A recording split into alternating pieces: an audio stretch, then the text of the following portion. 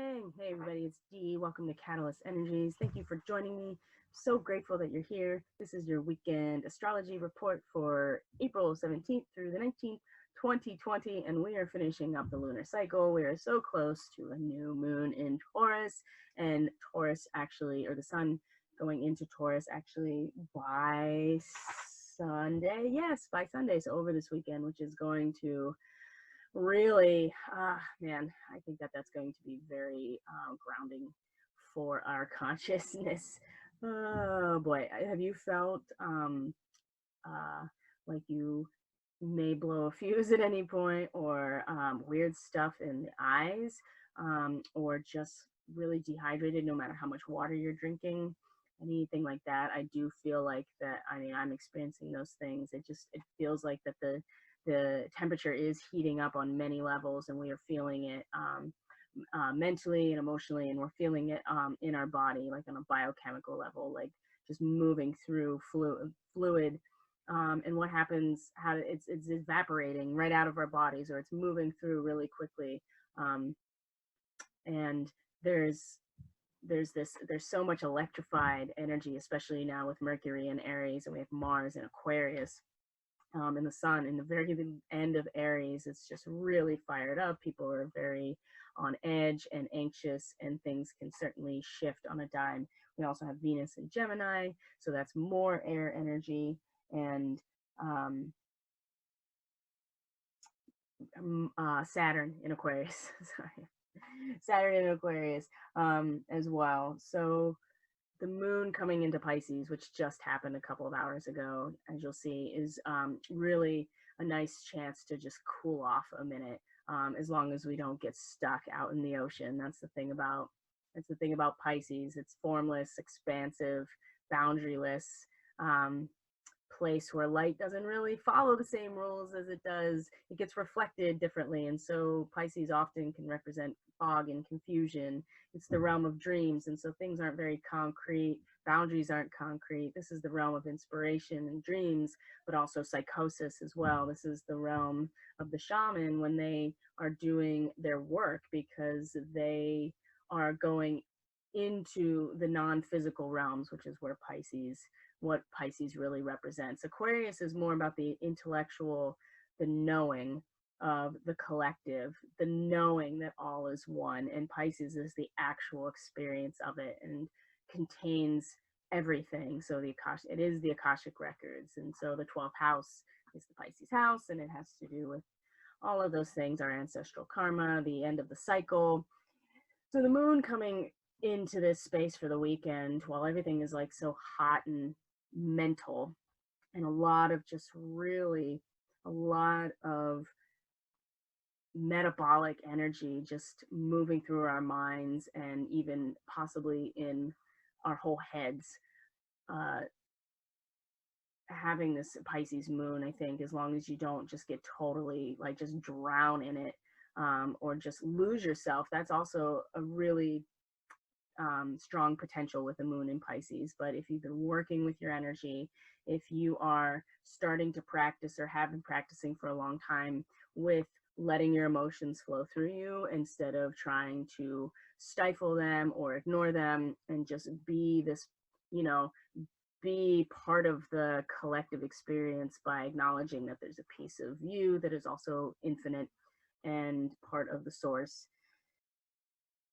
I think with the sun coming into Taurus now too, by the end of the weekend, we will have found ourselves a lot more supported and grounded and trusting and surrendering to this process, and finding some nourishment as well, because of the sun moving into Taurus.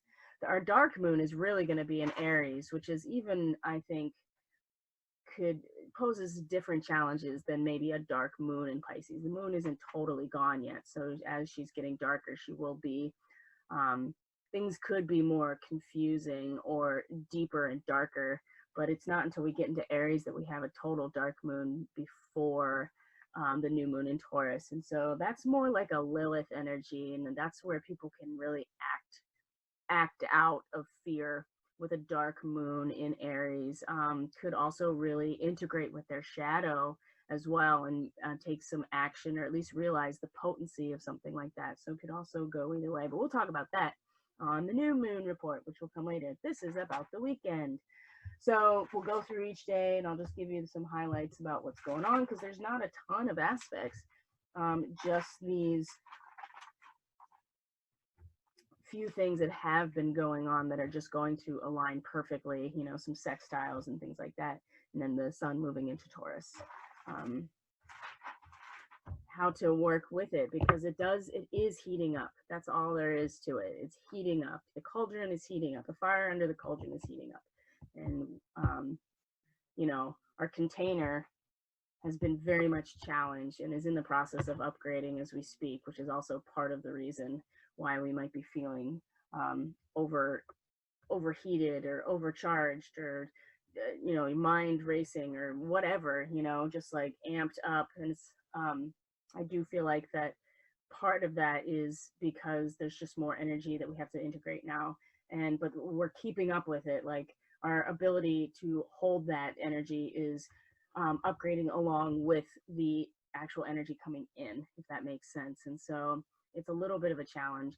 What will be, I think, where the difficulty will really lie is after the weekend, and not even a difficulty really. We're just getting to the darkest parts of the moon cycle, where people can really act out. The sun is going to square Saturn.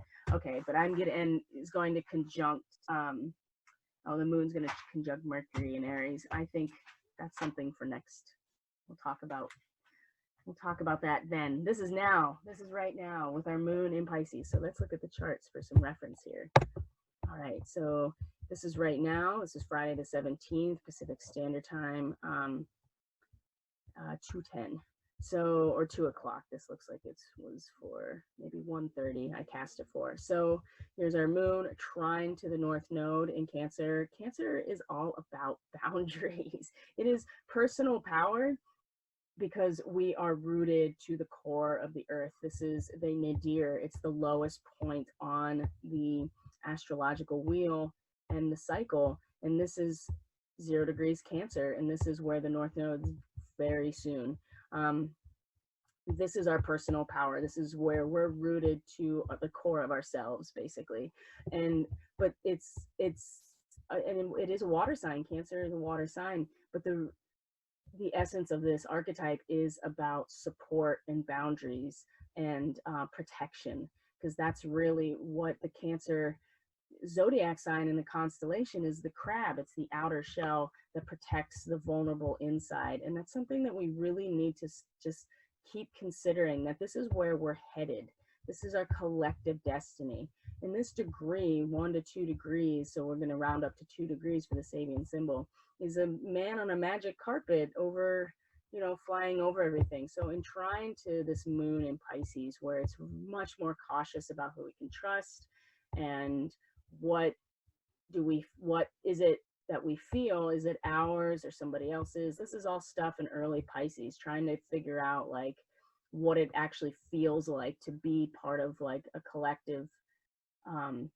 It's like being dissolved into a solution. That's what Pisces is. This, you know, salt water of the ocean. And this salt, which is a mineral, it's a solid, is dissolves into the water based on all of the chemical properties of both of those substances. And that's what Pisces is. It's dissolving yourself into the whole. But at first it's kind of, you're still kind of resisting it a little bit, or you're at least cautious when it comes to like total group integration. And so we're feeling that, you know, that's what's present today. And then if we're able to take that view above everything and realize that we see the whole big picture, and that we are supported by our magic carpet, because it's really part of our imagination. And we can feel safe in some ways, you know, and because we do have that higher perspective. We're not like in the midst of it yet. We're still like riding this carpet, riding this dragon, riding this wave, whatever. We're riding something that's kind of like above everything, collectively. And this can really help us feel a little bit more secure and less like we need to hide ourselves, or hide what we feel, or if we can surrender to this process or not. And we certainly can. And I think part of that is being able to take that perspective of kind of like flying over this situation and seeing the whole thing for what it is, except for these constituent parts that would make us want to hide in the first place. This is the moon trine the North Node today, and is also going to sextile 60-degree angle with Uranus in Taurus. And I talked a lot about Uranus and Taurus moving to the next degree in one of my other videos. So I don't want to go into it a lot because I talked the whole time about the story. It's the woman of Samaria at the ancient well. And when we move into what it would be 6 to 7 degrees of Pisces, we're starting to get more comfortable being within this whole, but we still feel a sense of wanting to establish our own individuality, or at least our own integrity, and standing up for ourselves, because that's the other thing about Pisces is the group think and the mob mentality and the echo chamber of a community. Like if you're dissolved in, you kind of lose all your individuality. And ultimately that's what we go back to on a very fundamental level, but that's not the only aspect of the universe. The universe is, the physical universe has boundaries and has material aspects that differentiate things from other things, and there are systems that are made up of constituent parts that are very different. So we're starting to, as we get further along into Pisces, we're starting to kind of figure out like how to maintain our integrity and our sense of self and value in the face of something, the presence of everything that just wants to dissolve us again. That's kind of the whole point of what we're trying to figure out in life. And so Uranus at this point, this story is showing, the story is about how we have to embrace the chaos just as much as the lack of chaos, all in the same name of love. So it's all love all the time, and we have to embrace what we fear and what we reject just as much as we embrace what we want. And it seems counterintuitive to the law of attraction, because you're like, we should just embrace what we want, but that's not how creation works. You have to embrace all aspects of it. And so you have to, it's not saying that you're putting your attention on what is chaos, but you have to acknowledge the chaos in front of you and accept it as part of your growth process just as much as embracing what you want. And that's what that story is about. That story is about you can't move forward. There's no new revelation until you're able to bring these parts together. And the story itself is the allegory for accepting what is otherwise, what you've been told or what you've been told or what you've been conditioned to believe is your opposite or your enemy or whatever. So that being able to acknowledge that and being able to really practice that is going to be very well supported and supportive of the moon, because the moon is our individual experience in Pisces. So we're getting to this place where we're starting to figure out how we can be ourselves within the whole in a very loving, compassionate way, when we start to feel some sort of resistance with our integrity with everything around us. We don't want to be completely consumed by this echo chamber or whatever, because that's not the point of life. And the best way, not the best way, but Uranus in Taurus is disruptive no matter what. And so it's going to offer disruptions in order to show us how to practice what this story is showing us, the woman at the Good Samaritan. And the reason it's called Good Samaritan is because the people of Samaria were hated by the Jewish people. They had a beef. And the Good Samaritan is the woman who was at the well giving water to Jesus, even though their two cultural groups had beef. They were both able to show up like authentically to each other for different reasons. And she gave Jesus water anyway. And so she's considered the Good Samaritan, as opposed to the rest of them that would just let Jesus, go thirsty just because of their beef. But so, but we have to, we're trying to figure out how to stay in our integrity. But don't worry, there are going to be plenty of, Uranus is giving you plenty of opportunity. It's the Stargate, it's going through the wormhole. Uranus is a bumpy ride. It definitely is. And so there's plenty of options right now in order to figure out how to do that emotionally. That is for sure. There's no shortage of it. And at the same, this is all still today. Mercury sextile Venus, Mercury in Aries. This is where the thoughts have just been like, look at all the things we can do and create. And like, it's just so much electricity in the mind. We're taking in a lot right now. And then Venus in Gemini, she's definitely,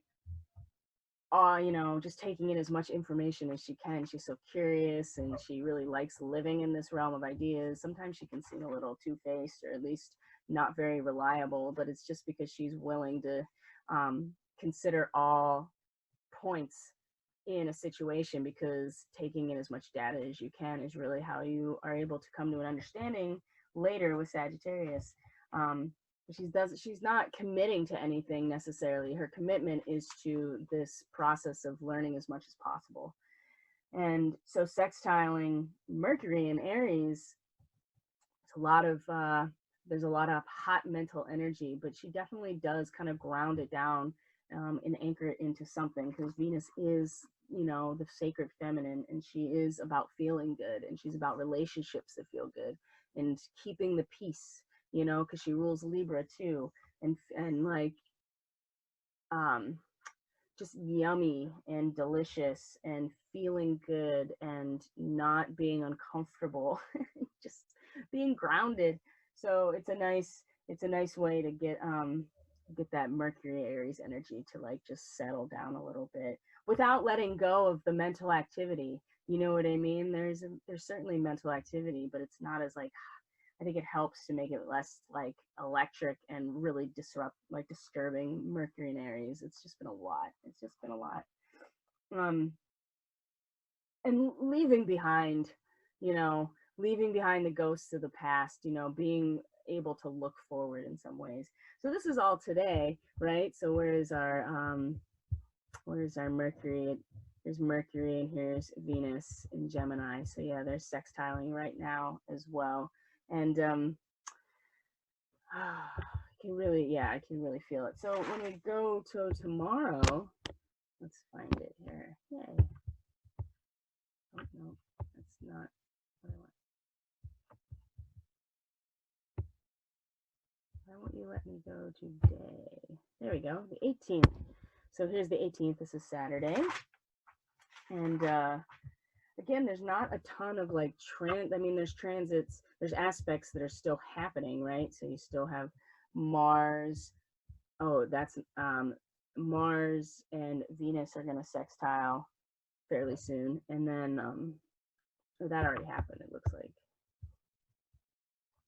She'll probably catch up to Mars. That's what it looks like. So the moon moving along is going to conjunct with Neptune by the end of today. That'll give a sense of like, because once you start getting into this part of Neptune, then you've really started to trust your mastery and you've started to trust the process. That is for sure. The moon is going to square Venus in Gemini, and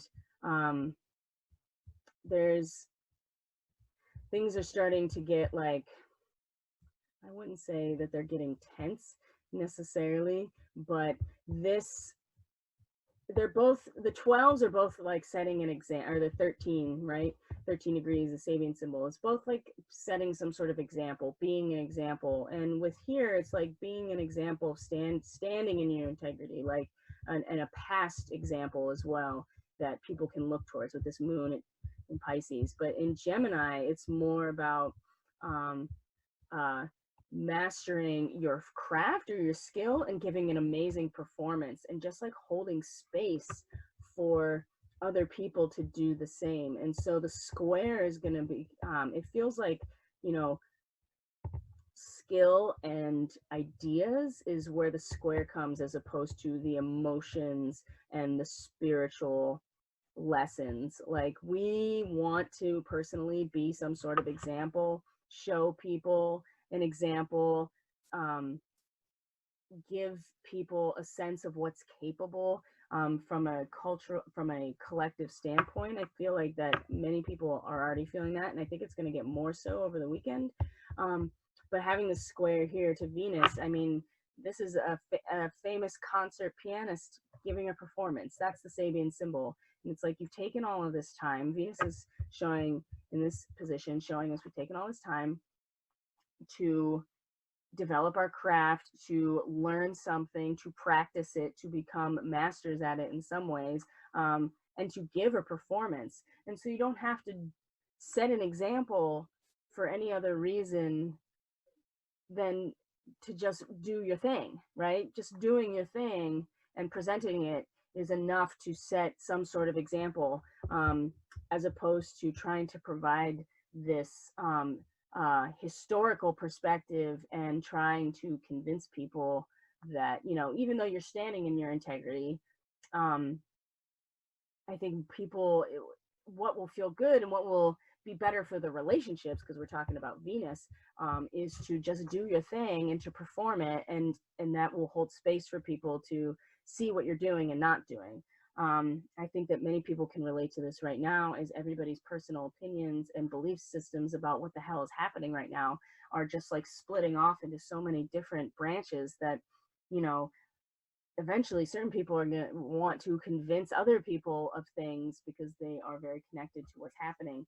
And it's not to say that there isn't some definitive thing, I'm sure, that's happening, but we also, for the sake of us, we just have to show up as ourselves and be authentic. And that will certainly it will encourage harmonious relationships, because ultimately that's what we want, and that's what's going to get us through to the other side here. So that's, and then we have Mercury that's going to sextile Mars in Aquarius. And again, this is energy that could really either blow up, you know, it's almost a mutual reception, almost, because Mars is the ruler of Aries, and Mercury is not, she's not the ruler of Aquarius, but it's, again, it's a mental, it's an air sign. And there's a lot of potential here for some, we could really bypass something that we otherwise would take forever to get to, based on what I'm assuming is a desire to actually, you know, the energy and the technological ability to bypass, you know, a natural evolutionary process with technology, with some sort of innovation, with just just even like a collective ability to communicate. That's Aquarius, you know, you got telepathy. Well, that's more of a Gemini thing, but the Aquarians aspect is more about, you know, collective consciousness. But Mercury in Aries right here, and when we're talking about sextile, it's harmonious, but it needs something to activate it. It's not as balanced as it could be, but it's like an unfolding fractal, which is really powerful and could keep being initiated, like a chemical reaction if it gets started. And 13 degrees, let's look at 13 degrees of Aries, because I feel like this is really important. Oh, yes, it is. That's what I thought it was, but I didn't want to say for sure. It says an unexploded bomb reveals an unsuccessful social protest. Okay, this is where it could,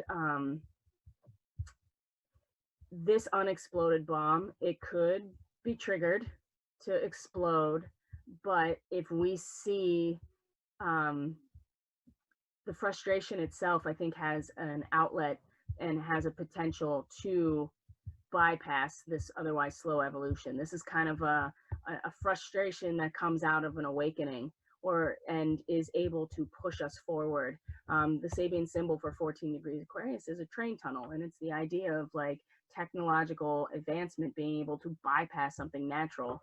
And it's not to say that we should or shouldn't do that. It's just a symbol of what we have. But I think the internet and the ability to communicate through the internet is going to allow, and the dissemination of information, once it is available, the unexploded bomb, you know, or the other thing too is we could explode that bomb in our minds, and it will fry our brains. I think. So we have to be mindful of that. Either way, it is a electrical, very fast-paced and very quick transitionary type of energy, and that's tomorrow and Saturday. Oh my gosh. So, and we got the sun in the last degree of Aries. I mean, this is like the total pinnacle of like all this creative potential. And then we start to get to a point where it's realizes like, oh yeah, I have natural boundaries. And that's where Sunday is. Sunday is where the sun goes into Taurus. It says the 19th. We're going to go there. No, we'll go by hour. Hopefully. There we go. Yes, here we go. 0 degrees of Taurus. That's where the sun is. The moon has now passed Neptune and is getting to the very end of Pisces as well. The moon conjuncting Neptune. This is going to be a moment where we finally are able to really internally surrender to the process that everything we need is waiting for us at the end. It's the table set for dinner.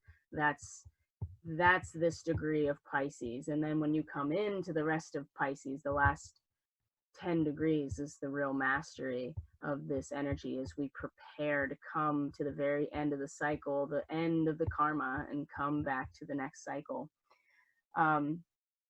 A clear mountain stream, that's 0 degrees to 1 degrees Taurus. You know, it's gonna be really it's going to be really nice to be able to ground down and just be the soil for a little while. The moon then is going to sextile, before coming into Aries, is going to sextile Pluto and then sextile Jupiter and Capricorn. Can't forget about these people, you know, cannot forget about them. The Capricorn energy and all this stuff, they're all going to go back into Capricorn this year. So this whole energy around the old structure and the old guard, it's playing itself out, that is for sure. But the moon in late Pisces is going to sextile here, it's going to sextile here. Now this degree especially, this is the moon at 25 degrees Pisces, is the purging of the priesthood. It's purification. It is not standing for corruption within the spiritual community. That's for sure. And so the moon is going to sextile this spot where Pluto is, which is basically pulling the rug out from under everything from us. That is everything that we have, you know, positioned our whole cultural understanding on. You know, that's at the very last minute of this degree actually, and then Pluto's going to move into the next degree and have a totally different focus. And then the moon is then going to sextile Jupiter in Capricorn as well, which is the ascent up the mountain to the mountain shrine. And by the time we get to the end of Sunday, we will have a sun in Taurus, and we will have had a late Pisces moon sextile these really intense Capricorn energies, and we will have, I would say, a much different perspective of where we're going to focus our energy for the dark moon into the new moon in Taurus period. So I hope that was more helpful than confusing. It's a lot going on. I mean, that goes without saying. But what I do see is that things are heating up. The spiral is getting tighter. There are certain astrological energies that are supporting this and keeping it going, because it's a necessary part of what we are experiencing, is this tightening of the spiral in some ways, which means it's going faster and faster and faster. And us as beings being able to hold more light, and then all of these other aspects that are showing us how we can ground and how we can make the best use out of what they have to represent to us. I think it's going to just keep getting more and more essential that we are taking care of ourselves, getting very locked into the earth, being prepared for a hard rain, because there's a lot of momentum to really do an evolutionary leap, and it feels to me like it's being primed this weekend for that. But we have to, and we could easily get lost with a moon in Pisces, easily, and then a dark moon in Aries. We could easily act out if we have not integrated our shadow in that realm. So this is a good time to really get into that Pisces moon vibe and just dream and fantasize about what you want, but be connected enough to consider, well, be willing to identify all of the opposition to what you want and send that love to, and realize that it's here very specifically for our awakening process. My lips are still so very chapped, and my skin is so dry no matter what I do to it. And that is because there's a lot of heat and there's a lot of electrified energy, and there's not a lot of moisture in the air. But now with the moon and Pisces, I think that's going to change just for a little while. So take care, everybody. Have a great weekend. I'll be back on Monday with more content. Bye.